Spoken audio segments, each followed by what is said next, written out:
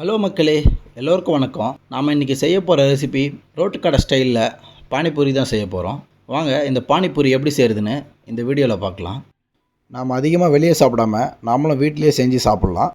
இந்த பானிபூரி செய்ய தேவையான இன்க்ரீடியன்ட்ஸ் பார்க்கலாம். 1 கப்பு ரவை எடுத்திருக்கேன், 1/2 கப்பு மைதா மாவு, தேவையான மசாலா ட்ரை மாங்காய் பொடி 1/4 tablespoon, chaat masala 1/4 tablespoon, சோம்பு பொடி 1/2 டேபிள் ஸ்பூன், சீரகப்பொடி 1/2 tablespoon, 1 tablespoon Kashmir red chilli, தேவையான அளவு உப்பு. புளிப்பு சட்னி செய்ய தேவையான இன்க்ரீடியன்ட்ஸ்: ஒரு லெமன் சைஸ் புளி ஊற வச்சுருக்கேன், 2 ஸ்பூன் வெல்லம், 10 பேரிச்சம்பழம் நல்லா பொடிப்பொடியாக கட் பண்ணி எடுத்துக்கலாம். பானிபூரிக்கு தேவையான பானி தண்ணி செய்ய தேவையான இன்க்ரீடியன்ட்ஸ்: கொத்தமல்லி 1 கப்பு, புதினா 1 கப்பு, 3 பச்சை மிளகா, 3 துண்டு இஞ்சி.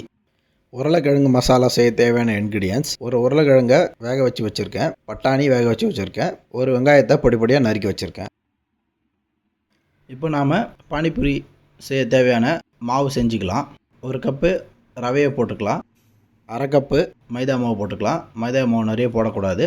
தேவையான அளவு தண்ணி ஊற்றி நல்லா பிசைஞ்சிக்கலாம். இந்த மாவுக்கு தேவையான உப்பு போட்டுக்கலாம். இப்போ நல்லா பிசைய ஆரம்பிக்கலாம். கொஞ்சம் டைட்டாக இருக்க மாதிரி தான் இருக்கும். நல்லா பிசைஞ்சிக்கணும். நல்லா பிசைஞ்சு அதை ஒரு ஈர துணி போட்டு மூடி வைக்கணும். இல்லைனா அது காஞ்சி போகிற மாதிரி ஆகிடும், ரொம்ப ட்ரை ஆகிடும். இப்போ மாவு தயாராகிடுச்சு. அதை இந்தமாரி நல்லா போட்டு உருட்டி வச்சுக்கோங்க. ஒரு பாத்திரத்தில் வச்சு ஒரு ஈர துணி வச்சு மூடி வச்சுக்கலாம். ஒரு அரை மணி நேரம் இப்படியே இது மூடியே இருக்கட்டும். இந்த அரை மணி நேரம் கேப்பில் நாம் பானி தண்ணி செய்ய ரெடி பண்ணலாம். ஒரு மிக்ஸி ஜார் வச்சு அதில் புதினாவை போட்டுக்கலாம், கொத்தமல்லியும் போட்டுக்கலாம், 3 பச்சை மிளகா போட்டுக்கலாம், 3 துண்டு இஞ்சி போட்டுக்கலாம். கொஞ்சம் தண்ணி ஊற்றி நல்லா நைஸாக அரைச்சி எடுத்துக்கலாம்.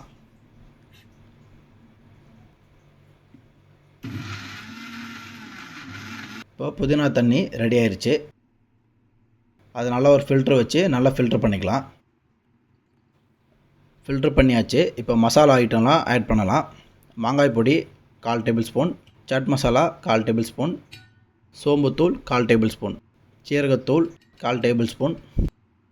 இந்த பானிபூரி ரசத்துக்கு தேவையான உப்பு ஆட் பண்ணிக்கலாம். இப்போ இது எல்லாத்தையும் போட்டு நல்லா கலக்கிக்கலாம். நல்லா பொடி பொடிசாக நறுக்கி கொத்தமல்லி கொஞ்சம் போட்டுக்கலாம்.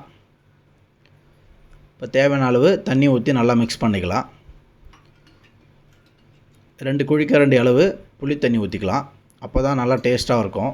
நல்லா கலந்து விட்டுக்கலாம். சுவையான பானிபூரி தண்ணி ரெடி ஆயிடுச்சு. அடுத்து நாம் உருளைக்கிழங்கு மசாலா தான் செய்ய போகிறோம்.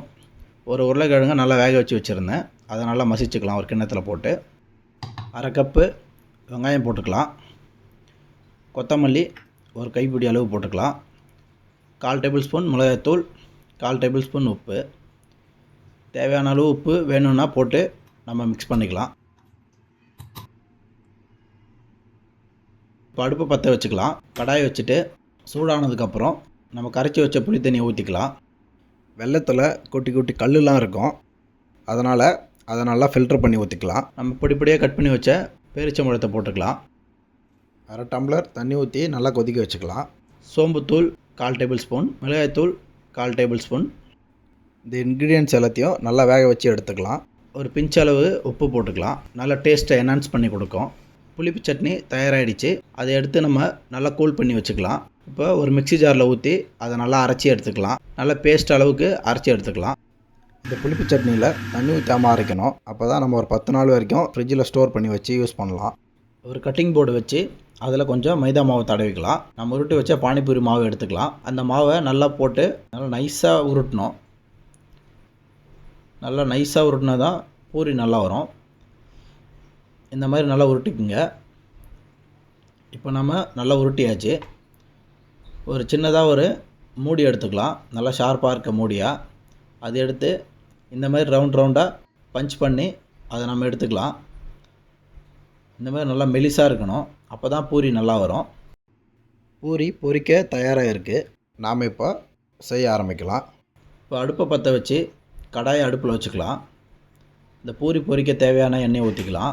எண்ணெய் நல்லா சுட்டுருச்சு. நாம் கட் பண்ணி வச்ச பூரி மாவை இந்த எண்ணெயில் போட்டு நல்லா ஃப்ரை பண்ணிக்கலாம்.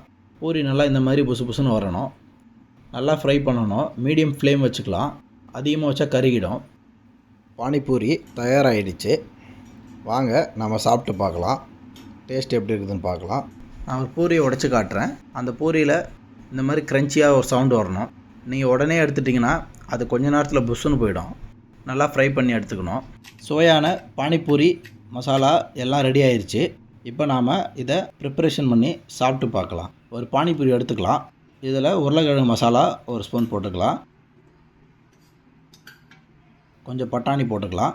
புளிப்பு சட்னி கொஞ்சம் ஊற்றிக்கலாம்.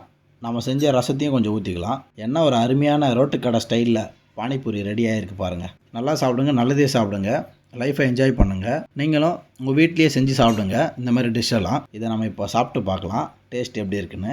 ஆஹா, ரொம்ப சுவையாக இருக்குது, நல்லாயிருக்கு. நீங்களும் உங்கள் வீட்டில் இந்த மாதிரி பானிபூரியை செஞ்சு சாப்பிட்டு சந்தோஷமாக இருங்க. இந்த வீடியோ உங்களுக்கு பிடிச்சிருந்தா என்னோடய சேனலை சப்ஸ்கிரைப் பண்ணுங்கள், லைக் பண்ணுங்கள், ஷேர் பண்ணுங்கள் அண்ட் கமெண்ட் பண்ணுங்கள். மறக்காமல் நோட்டிஃபிகேஷன் பெல் பட்டனை கிளிக் பண்ணுங்கள்.